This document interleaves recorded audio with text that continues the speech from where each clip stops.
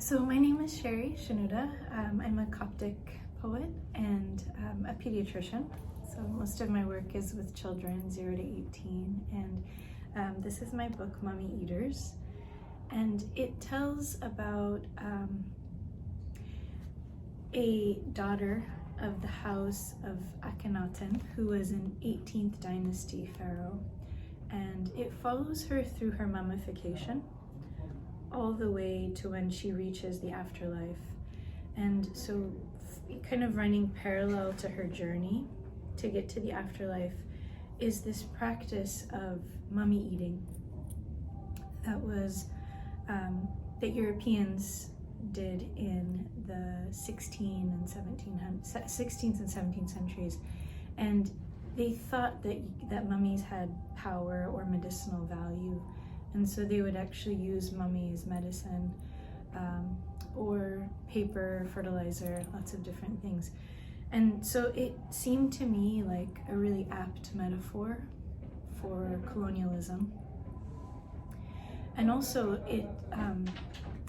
I wanted to pose the question of, what would happen to the soul if the body was dug up and eaten? So, the soul needed the body. The ancient Egyptians revered the body as sacred matter. And so what happens to that soul if, it can't find itself on the other side? And that was the whole purpose of mummification, was to preserve the face, especially in particular, so that the soul could recognize itself. And so what do you do? What happens to that soul if they can't find the body? And so there's this complete disregard for the mythology of resurrection that the Egyptians believed very deeply in, and this sense that mummies weren't human, that their remains were not human remains. And so it was very easy, I think, to dig them up and to do whatever you wanted with them if you didn't think they were human.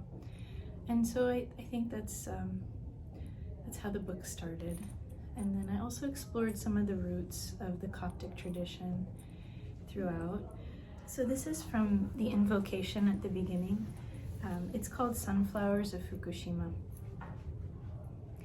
Mankoyu Abe gifts seeds in a land desolate with exile.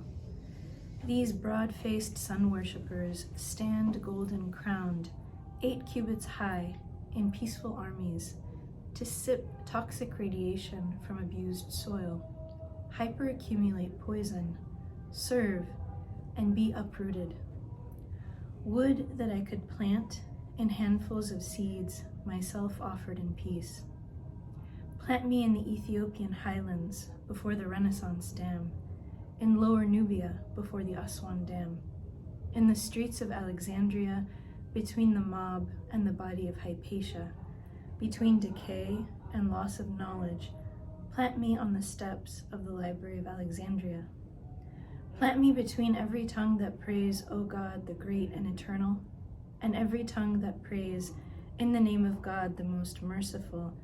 Plant me between the heights and the bank, between the golden gate, gate of mercy, and the gate of repentance. Plant me between the Golden Gate Bridge and the Empire State Building, broken heartland of my rebel country.